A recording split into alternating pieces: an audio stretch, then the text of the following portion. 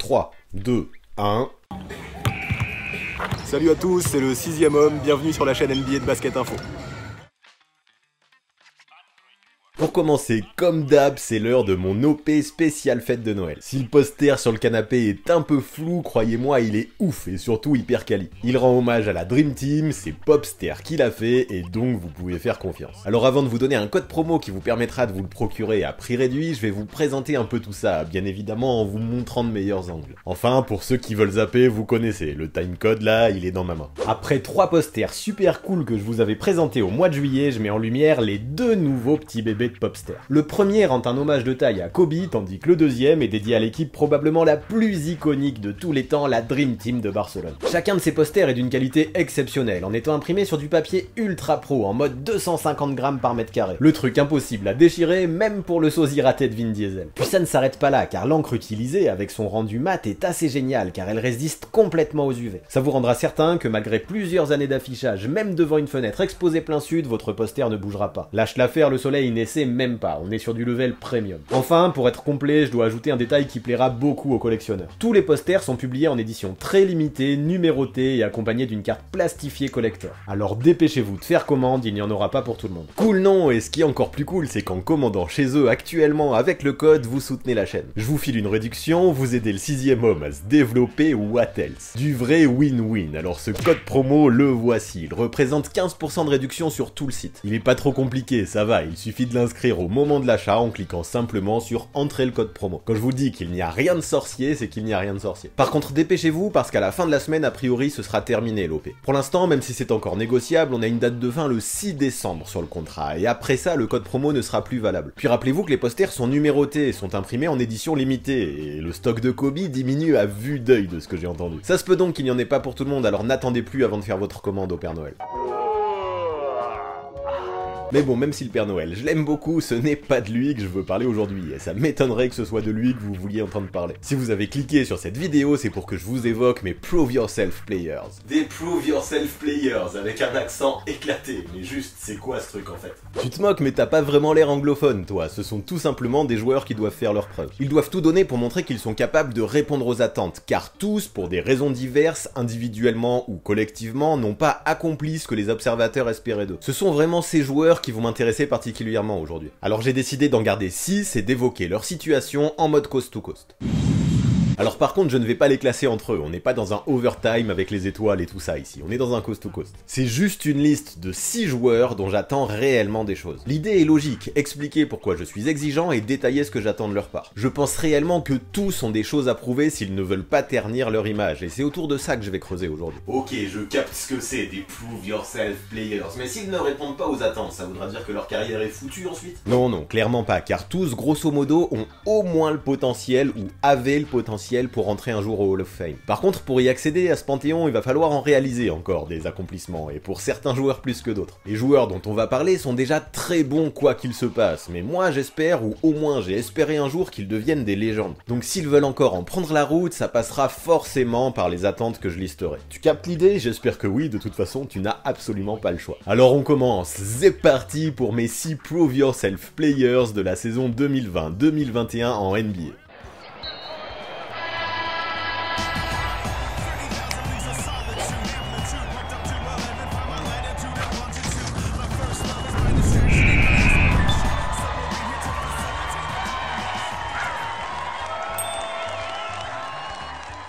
Pour commencer, on va parler de Joel Embiid, dont la saison 2019-2020 est à oublier. Bon, je le répète, hein, ce n'est pas un classement. Les joueurs sont juste rangés dans l'ordre alphabétique de leur nom de famille. Ah oui, et sachez que le bilan que j'affiche là-haut correspond juste au match lors duquel le joueur étudié était présent dans la dernière équipe pour laquelle il a porté le maillot. C'est ce qui me semblait le plus parlant, le plus cohérent. Donc, en d'autres termes, les matchs où il était blessé ou absent, je ne les ai pas comptabilisés dans ce bilan, même si son équipe a fait des performances. Ou des contre-performances. Mais bref, pour revenir au pivot camerounais, je pense qu'après l'élimination des Sixers lors des playoffs playoffs 2019 face aux Raptors, il a trop parlé. Bien sûr qu'il avait de bonnes stats, bien sûr que la team de Philly était prometteuse, bien sûr qu'Embiid semblait présenter le potentiel pour être Deepoy et même pour être dans la course au MVP. Il n'a jamais hésité à le clamer haut et fort sur tous les toits d'ailleurs avant la précédente campagne. Sauf que les paroles c'est bien, les actes c'est mieux. Le gars n'a obtenu ni sa place dans les teams All-NBA ni sa place dans les teams All-Defensive, contrairement à son coéquipier Ben Simmons par exemple qui lui apparaît dans les deux. Pire encore, les 76ers que beaucoup voyaient favoris à l'Est ont fini 5ème, laissant échapper l'avantage du terrain fictif en playoff et se faisant sweeper 4-0 dans la bulle à Disney World. Joël, je t'aime beaucoup, mais parfois je pense qu'il faudrait que tu parles moins vite.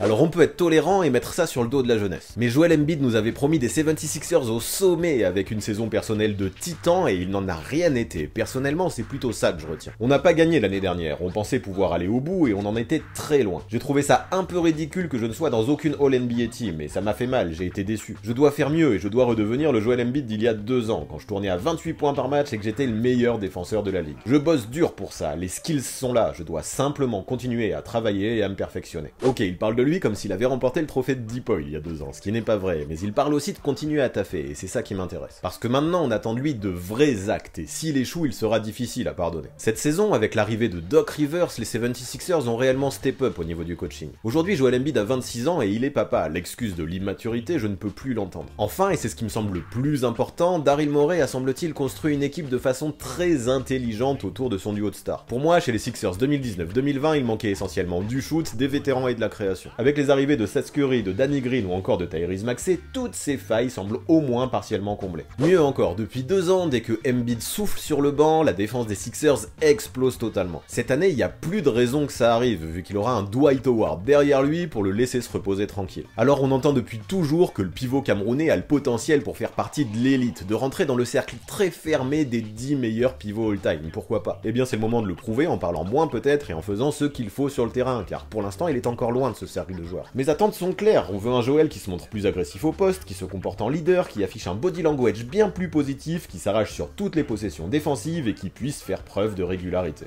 Ça fait beaucoup déjà, sauf qu'en plus de ça, je veux qu'il se montre capable de porter les Sixers jusqu'au top 4 de la conférence Est. Pour moi, concernant Joel, c'est le minimum vital s'il veut montrer qu'il est capable de faire partie de l'élite all-time. Évoquons désormais un joueur dont j'attends beaucoup. En même temps, c'est un peu le sujet de ta vidéo de parler de ces gars, non? Ouais, j'avoue, t'as pas trop tort. En tout cas, vous l'avez vu là-haut, c'est bel et bien Paul George que je vais évoquer maintenant. Si je dois être honnête, je me pose beaucoup de questions à son sujet depuis son départ d'Indiana. À OKC, pourtant, lors de la saison 2018-2019, jusqu'à 3-4 semaines des playoffs, il a été exceptionnel individuellement, terminant 3ème au vote du MVP derrière Giannis Antetokounmpo et James Harden. Mais désolé, les perfs individuelles, moi, d'autant plus si elles sont faites hors playoffs, ça ne me suffit pas. En 2 ans à Oklahoma City, et ce malgré la présence de Russell Westbrook à ses côtés, PG-13 n'a jamais passé un tour. Après, c'est peut-être pas que de sa faute aussi, tout le monde ne peut pas fitter avec Russell Westbrook par exemple. Peut-être oui, mais ça n'explique pas tout. Un gars qui s'auto-surnomme Playoff P et qui avec le Thunder ne passe pas un tour en 2 ans, moi ça me pose problème. Mais bref, passons, je veux plutôt parler de la saison dernière qui vit le débarquement de Paul George chez les Clippers pour être associé à Kawhi Leonard. Quand un top 3 MVP rejoint un MVP des finales sortant, forcément on s'attend à ce que ça fasse des étincelles. Tout le monde était hypé et en début de saison, tous les pronostics se plaçaient en faveur d'une finale de conférence Clippers-Lakers en mode Battle of LA. Tu peux t'en douter, si j'en suis à parler de Paul George aujourd'hui, c'est que rien de tout ça n'a eu lieu. Pour commencer là-dessus, sachez que je ne veux rien enlever aux Nuggets, qui pendant cette post-season ont fait preuve d'une cohésion et d'un héroïsme à couper le souffle. Mais mince, quand t'es les Clippers, que t'as un effectif pléthorique, que tu mènes par 3 matchs à 1, tu n'as pas le droit d'échouer dans une série. Et surtout quand tu t'appelles Paul George, tu n'as pas le droit dans un match 7 de ne mettre que 10 points à 4 sur 16 au tir, 2 sur 11 à 3 points, dont un complètement catastrophique qui a fini sur la tranche. Ce jour-là, Playoff P est officiellement devenu Pandemic P. Attends, mais tu ne peux pas l'accuser comme ça en disant que c'est le seul responsable, tout ne reposait pas que sur lui non plus. C'est sûr qu'il serait sévère de mettre la débâcle entière des Clippers juste sur son dos. Kawhi Leonard, qui a tiré à 6 sur 22 lors de ce match 7, a également des choses à se reprocher. Sauf que lui, avant ce show, avait réellement brillé depuis le début de la post-season. Ok, sa mauvaise perf est arrivée au pire moment, et on peut lui en vouloir pour ça, sauf qu'avant ce Game 7, l'ailier était probablement l'un des meilleurs, si ce n'est le meilleur joueur de ces playoffs. Paul George, sur 13 matchs joués, en a connu 6 à 15 points au moins, et 3 d'entre eux se sont soldés par des défaites. Après, il a aussi fait de très bonnes perfs, et en défense, il est difficile de lui reprocher quoi que ce soit, mais mince, quand l'année d'avant tu étais sur le podium de la course au MVP, tu dois faire preuve de plus de régularité. Tourner à moins de 40% de réussite en playoff quand tu dois être l'un des leaders de ta team, je ne suis pas d'accord. Et encore moins quand tu t'es toi-même donné des surnoms incroyables. Après, Paul George, tu es un super joueur, c'est sûr, mais tu es capable de mieux, et tu dois le montrer, notamment quand ça compte. Rien n'est perdu encore pour la saison à venir, et les Clippers feront toujours partie des favoris à l'ouest. Mais même si tout ne dépendra pas que de PG pour atteindre une finale de conférence, moi je suis dans l'attente de pas mal de choses de sa part. Moins de blabla sur Twitter envers Damian Lillard, moins de nonchalance sur le terrain, plus de régularité, un meilleur leadership dans le vestiaire, domaine où il a subi pas mal de reproches, et surtout plus d'envie de gagner. Rien que ça. Tant que Paul George ne se transcendra pas quand il sentira l'odeur du sang sous le maillot des Clippers, les critiques fuseront. Mais allez, au vu de ce qu'il avait montré avec les Pacers en 2014 notamment, j'y crois encore. Maintenant, 2014, c'est loin, et j'ose espérer que Paul George a encore en lui cet instinct de killer qui est nécessaire. Si c'est le cas, à lui de le prouver, sans plus attendre avant qu'il ne soit trop tard.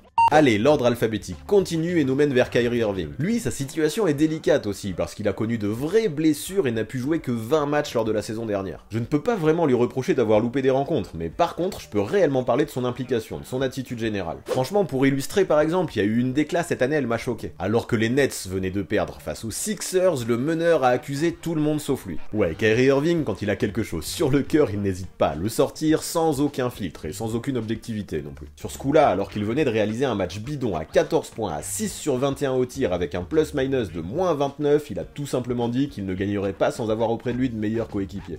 Ouais. J'avoue, c'est gonflé un peu. Ah bah ça tu peux le dire, surtout que ce jour-là, Dinwiddie avait compilé 26 points et 8 passes décisives. Il est pas non plus tout seul le garçon. Mais bon, c'est comme ça, les fans de Kyrie le défendront toujours corps et âme en disant qu'il est un éternel incompris. Why not? Il est vrai qu'après ses déclats sur la Terre plate ou encore avec les rumeurs qui affirmaient au moment de la bulle qu'il voulait créer une ligue spécifique pour les joueurs de couleur noire, le gars c'est parfois difficile de le suivre. Là ce qui est sûr c'est que depuis qu'il ne joue plus aux Cavs, Kyrie Irving n'a rien montré de bien excitant, que ce soit sur le terrain, hors du terrain, individuellement ou collectivement, ça pique. Kendrick Perkins, qui n'est pas l'analyste le plus objectif du monde et qui se pose officiellement en tant que hater de Kyrie, n'y va pas de main morte quand il évoque le meneur de jeu. Si vous enlevez le cerveau de Kyrie Irving et que vous le mettez à la place de celui d'un oiseau, devinez ce que va faire l'oiseau. Il va voler à reculons. Kyrie va à reculons, il est désorienté, il manque complètement de leadership. Bon perso, sur ce coup, je trouve que Perkins y va un peu fort, mais je dois avouer que moi aussi, parfois, Kyrie Irving me perd. Alors, incompris ou désorienté, pour l'instant, je ne préfère pas me positionner. Puis je me rappelle que c'est aussi le même genre de question que l'on se posait avec Stephen Marbury, il fut un temps, et on sait comment il a fini. Mais là, sur ce coup, si j'essaye d'être optimiste, j'arrive à prendre un peu de recul sur la situation. Kyrie Irving est l'un des joueurs les plus skillés de l'histoire, et peut-être est-il juste maladroit dans ses propos, que ce soit devant les journalistes ou dans le vestiaire. Peut-être que d'avoir un Kevin Durant à ses côtés ou un cerveau comme Steve Nash pour le driver limitera ses sorties désastreuses, peut-être. Mais même quand il essaie de chanter les louanges de son nouveau coach, le meneur n'est pas loin du dérapage. Nous savons à quel point Steve Nash était un grand joueur, puis quand vous apprenez à le connaître, vous réalisez pourquoi il peut coexister avec nous. Nous n'avons pas besoin de quelqu'un qui débarque et qui impose sa philosophie de coaching. Nous n'avons pas besoin de quelqu'un qui nous dise quoi faire. Moi j'ai juste besoin de quelqu'un qui va essayer de comprendre qui je suis en tant qu'être humain. Alors ok, Steve Nash semble être un expert dans les relations humaines. Et tant mieux, je pense, avec Kyrie. Sûrement oui, mais ça m'étonnerait qu'il ait signé à Brooklyn juste pour jouer le rôle du psychologue.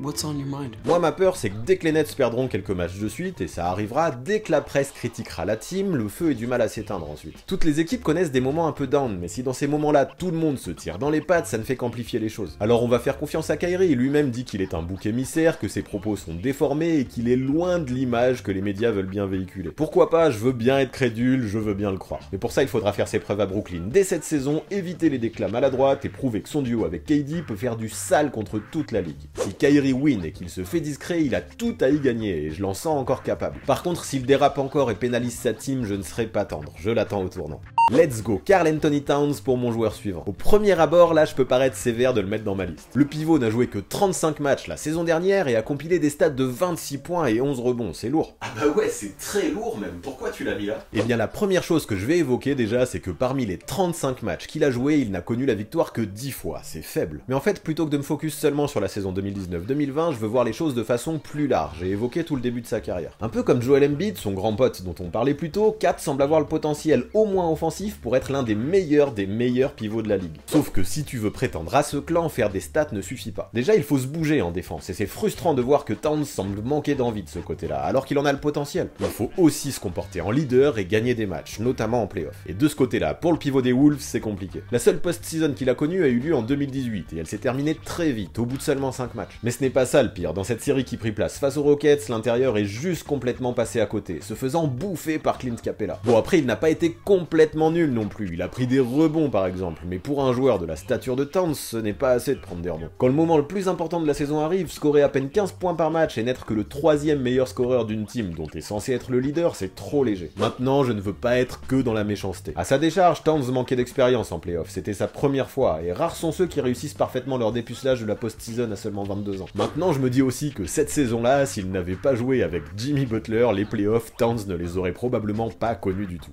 Et là-dessus, je vais être honnête, aux côtés d'un gars comme Jimmy, il s'est montré bien trop inoffensif, le 4.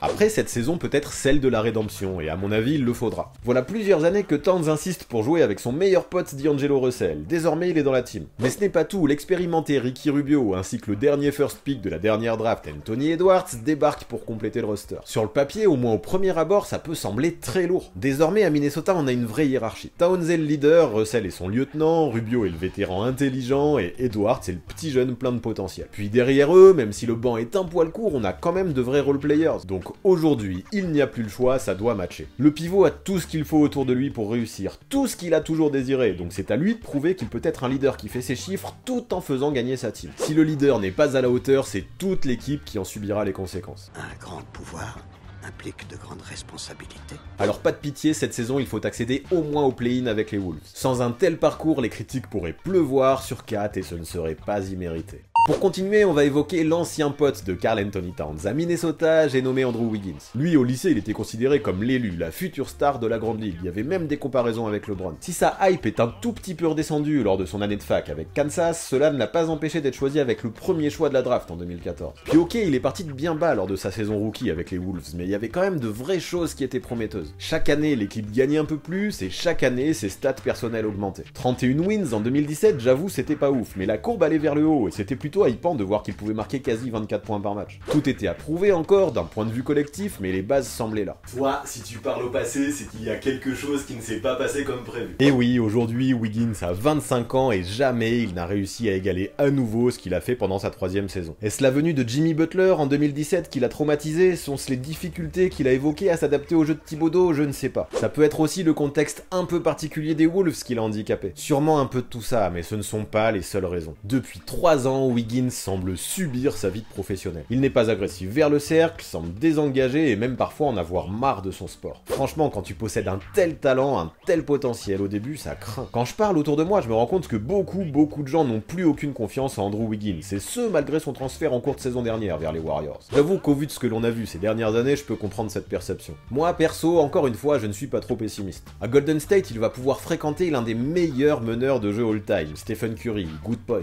À Golden State, il va côtoyer Steve Kerr, qui plusieurs fois a montré ses qualités dans la gestion des hommes. Pour moi, Wiggins a avant tout besoin de confiance et de retrouver du plaisir à jouer. Le duo Curry-Kerr représente peut-être le fit idéal pour tendre vers ça. Mais en plus, il y a d'autres choses positives encore. À Golden State, en évoluant au poste 3, Wiggins pourrait profiter du playbook de son coach et profiter des tickets shoot qu'avait Kevin Durant, ce n'est pas rien. Faut savoir aussi qu'avec la nouvelle grave blessure de Klay Thompson, ses responsabilités seront forcément décuplées. Pour moi, c'est évident, dans cette situation-là, en Californie, les voyants sont tous au vert pour Wiggins. Il a donc tout à gagner, mais aussi tout à perdre. Si dans un tel contexte, il n'arrive pas à tirer son épingle du jeu, et s'il n'arrive pas à jouer un vrai rôle dans la win, je ne donne pas cher du restant de sa carrière. Par contre, j'entends beaucoup de fans des Warriors, ou même d'analystes, qui affirment que Wiggins est un gars à transférer au plus vite car il ne correspond pas à la culture de la team. Peut-être que mentalement, effectivement, il ne correspond pas, mais dans le jeu, je trouve, avec ses qualités, il correspond. Alors je lui donnerai sa chance, tant les skills qu'il est censé posséder peuvent fitter avec l'équipe de San Francisco. À lui de se motiver donc surtout, et en 4 coups de mou, je compte sur Draymond Green pour le secouer.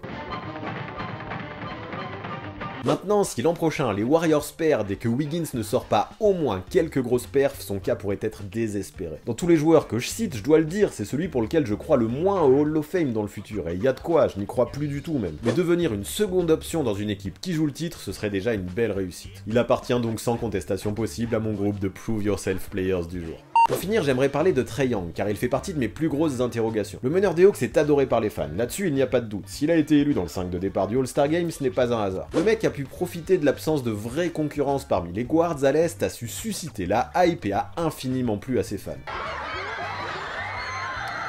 Par contre, je vais être honnête, quitte à me mettre du monde à dos. Moi, l'année dernière, même malgré la concurrence, jamais j'aurais mis Trae Young dans le starting 5 du All-Star Game. Pour moi, pour accéder à ce niveau, pour être starter au match des étoiles, il faut avoir prouvé que l'on peut porter son équipe régulièrement vers la victoire, quel que soit le niveau de son supporting cast. D'ailleurs, les observateurs et les analystes pensent comme moi, visiblement, vu que malgré ses stats de ouf, Trae Young n'est apparu dans aucune des All-NBA Teams. S'il a été élu All-Star, c'est aussi parce que ce sont les fans qui votent. C'est pour la hype qu'il suscite, parce qu'il produit des chiffres énormes, mais des shoots de ouf et a un range hallucinant, tout ce qu'aiment les kids notamment. Maintenant j'y vais fort peut-être un peu dans mes propos, mais je le vois bien en discutant avec les Trae Young lovers. Toutes les excuses sont bonnes pour l'encenser et le pardonner, et après je peux le comprendre, quand on surkiffe un joueur, on est parfois prêt à tout pour le défendre. Par exemple, j'entends régulièrement dire de la part de ses plus fervents protecteurs que c'est de la faute de ses coéquipiers les mauvais résultats, que sa team autour de lui n'est pas assez bonne, que lui est irréprochable ou pas loin, que ses chiffres sont là pour le prouver. C'est peut-être vrai hein, que jusque-là il était mal accompagné, mais moi je ne me satisfais pas de suppositions, je veux des preuves. Et pour l'instant, je dois le dire, je n'ai pas encore eu de vraie confirmation de ça. Peut-être qu'un peu plus de présence défensive, malgré ses outils limités, aurait pu apporter quelques wins supplémentaires, ça aurait fait du bien. Je dis ça comme ça, hein. Attends, je te coupe, mais je suis en train d'y penser. LeBron, il a pas été All-NBA en 2019 alors qu'il n'avait pas fait les playoffs? Si, ça a été le cas, mais lui a subi une blessure. Le King, sur les matchs qu'il a joués, même si on peut lui reprocher de n'avoir pris part qu'à 57 games, a terminé sur un bilan supérieur à 50% de victoire. Ça se joue qu'à un match près, hein, mais c'est le cas. Lorsqu'il s'est fait mal à l'aine le 25 décembre avant de louper 18 matchs lors desquels les Californiens n'ont connu que 6 fois la win, ceux-ci s'affichaient encore à la 4ème place de la conférence Ouest. Sur la première partie de la saison, avant de se faire mal, le King a prouvé qu'il pouvait porter même une équipe déséquilibrée vers la win. Même si cette saison-là, quand même, il y a d'autres choses à lui reprocher, notamment dans sa gestion hors terrain de ses coéquipiers, mais passons. Parce que revenons à Trae Young, et je suis désolé, même si on peut encore discuter du level de ses teammates, il n'en est pas là, ou du moins il ne l'a pas prouvé, quelles que soient les excuses qu'on lui trouve. Gagner seulement 18 matchs sur 60 joués lors de la saison 2019-2020, c'est beaucoup trop peu. Et ce, je le répète, quel que soit le level de ses coéquipiers. Après, ne me faites pas mentir, hein, tourner à 30 points et 9 passes décisives par match, c'est un truc de malade mental. Les chiffres du meneur atteignent des sommets que très peu sont capables d'atteindre en NBA. Mais le basket est un sport collectif, pas individuel. Donc mon point de vue là-dessus, c'est que tant qu'on ne gagne pas, on a beau faire les meilleurs chiffres du monde, ils finissent dans le vent. Alors je m'en rends compte, hein, en parlant, en enregistrant, j'ai l'air ultra sévère comme ça. J'avoue, on dirait même que t'es un hater. Ouais, un hater qui a son maillot quand même, hein. Chacun croira ce qu'il veut, mais moi je ne pense pas. Un gars qui fait de telles stats et qui est élu dans le 5 de départ du All-Star Game, on a forcément énormément d'attentes le concernant, donc ouais, normal que je sois exigeant. Que le joueur lui-même ne l'est pas moins que moi, il sait très bien que cette saison, il devra win. Je ne veux plus jamais rater les playoffs. Quand on passe par une phase de reconstruction, ces choses-là arrivent. Cela prend des années de grandir et d'évoluer ensemble avant que tout puisse vraiment fonctionner. Nous n'en sommes pas à un point où nous pouvons nous dire c'est la 3e année et notre alchimie est là. Nous commençons à apprendre des choses différentes et à parler de plus en plus. J'espère que ça fonctionnera, c'est ce que je souhaite pour cette année. C'est un processus, nous sommes au stade de la reconstruction et les pièces commencent enfin à s'assembler. Je suis prêt à prouver aux gens qu'on peut gagner. C'est tout ce que j'espère pour Trae Young. En fait, je ne remets pas en question son talent individuel et je n'affirme pas non plus qu'il est incapable de gagner. La vraie question, c'est que j'ai de grosses interrogations à ce sujet. Est-ce qu'on peut vraiment win avec une telle défense? J'aimerais que tout ça soit vite gommé. Comme je le disais, j'ai besoin de preuves et cette année doit être la bonne pour le meneur des Hawks. Avec les arrivées de Clint Capella, Danilo Gallinari, Bogdan Bogdanovic, Rajon Rondo, la draft de Onyeka Okongwu et le développement à prévoir des jeunes déjà présents, je ne veux plus entendre que Trae Young n'a pas la team qu'il lui faut autour de lui. Donc cette saison, tu n'auras pas le choix, mec. Continue à performer individuellement et mène ta team au moins jusqu'au play-in. Si tu y arrives, je ne remettrai pas en question une nouvelle sélection dans le 5 du All-Star Game. Joel Embiid, Paul George, Kyrie Irving, Karl Anthony Towns, Andrew Wiggins, Trae Young. Voilà pour ce qui est de mes 6 Prove Yourself Players pour la saison 2020-2021. Voilà pour ce qui est de mon 32e Coast to Coast. Il y en a peut-être certains d'entre vous qui pensent que je suis hyper sévère avec ces joueurs, que je ne crois pas en eux, mais ce n'est pas le cas. Si je suis si exigeant encore, c'est justement que j'y crois et que j'en attends beaucoup de leur part. Si je les évoque, ce n'est pas par hasard, c'est justement parce que j'ai encore confiance. Donc let's go les gars, faites mentir les critiques et montrez que vous faites partie des meilleurs. Je n'en serai que plus satisfait. Par contre, vous là qui me regardez, c'est qui votre Prove Yourself player pour la saison à venir? Celui qui n'a pas vraiment répondu aux attentes dernièrement et qui doit se refaire une image au plus vite. Il est dans ma liste? Oui, non? J'ai choisi de ne pas mettre James Harden, Russell Westbrook ou encore John Wall pour des raisons diverses. Mais vous n'avez peut-être pas les mêmes critères que moi, alors donnez-moi votre avis dans la section commentaires, ça m'intéresse. Bon sinon, je le répète parce que c'est important, on a lancé notre chaîne YouTube avec Basket Info complètement complémentaire à celle-ci. Là, on vient de boucler une série en 3 tomes sur toute l'histoire du jeu vidéo de basket. J'ai beaucoup trop kiffé l'affaire et je vous invite à jeter un œil au plus vite là-dessus. Quand on voit d'où c'est parti dans les années 70 et où ça en est aujourd'hui en 2020, l'évolution est juste incroyable. Donc je vous fais confiance, let's go voir tout ça. Je rajoute aussi, même si beaucoup le savent, pour débattre avec la communauté, c'est sur Discord que ça se passe et pour suivre tous mes projets au quotidien, c'est sur Instagram. Go nous rejoindre là-bas, c'est cool et c'est convivial. Et pour finir, vous connaissez les bails, abonnez-vous à la chaîne, activez la cloche, laissez votre com et posez votre plus beau pouce bleu. Ah oui. Je ne m'en lasse vraiment pas de ce 4 à la suite. Puis faut que je finisse avec un truc aussi, c'est important. Si la vidéo vous a plu, n'hésitez pas à soutenir la chaîne en lâchant un tip sur Tipeee. Il y aura les liens pour faire tout ça dans la description et il faut que vous soyez conscient que c'est ce qui aide vraiment le plus la chaîne à survivre. Puis moi, en cette période pré-Noël, j'accepte tous les cadeaux, donc ne vous gênez pas. En tout cas, quoi que vous fassiez, je vous remercie d'être resté jusque là. Vous êtes des vrais, je vous kiffe. À très vite.